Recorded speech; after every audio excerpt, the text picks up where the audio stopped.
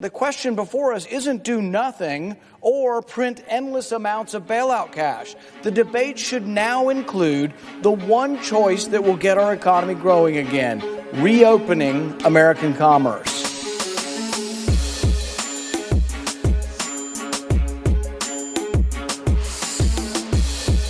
No amount of money, not all the money in China, will save us from ourselves. Our only hope of rescuing this great country is to reopen the economy. If you print up billions of dollars and give it to people, they are unlikely to spend it until you end the quarantine.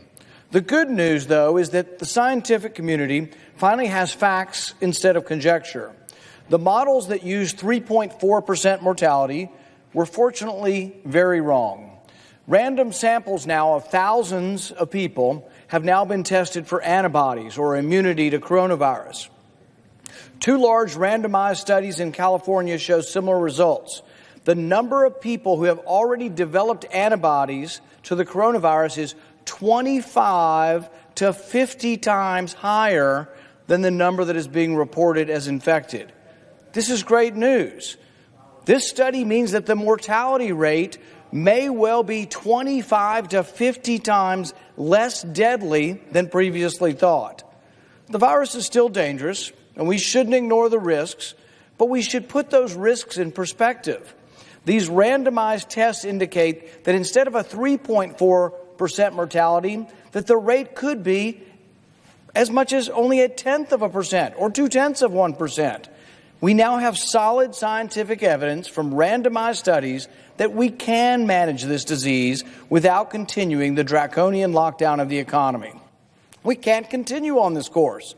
No amount of bailout dollars will stimulate an economy that is being strangled by quarantine. It is not a lack of money that plagues us, but a lack of commerce. This economic calamity only resolves when we begin to reopen the economy.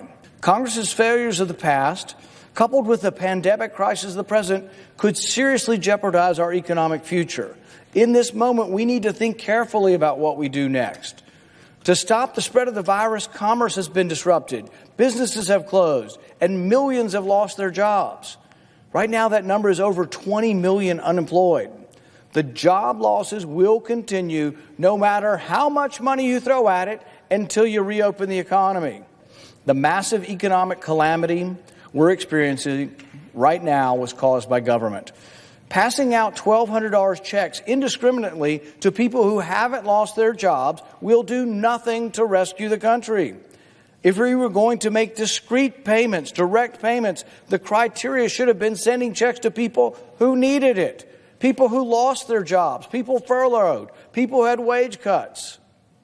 Instead of directing help to the unemployed, though, some of these bailout checks will go to couples who earn nearly $200,000 a year. But you could give everybody in the country $12,000 and it wouldn't end this recession. Our recovery only comes when the quarantine is ended. Realize that most of this money that's being loaned to small business is not a loan. Most of this money will not be repaid. It will ultimately be considered grants and will be added to our national debt. Let's be honest about this. Applications for the program opened to overwhelming initial demand. The current data indicates that the money's gone, so now here we are again with leadership from both parties saying, let's do another $300 billion. What's another couple $100 billion? But realize the money desired is not money that we have saved for a rainy day. This money doesn't exist anywhere. It will be created or borrowed. I don't want to see this massive accumulation of debt destroy this great country. So my advice to the Senate and to the American people is, let's be aware of what we're doing by creating all this new debt, and let's think before we jump to a terrible, terrible conclusion.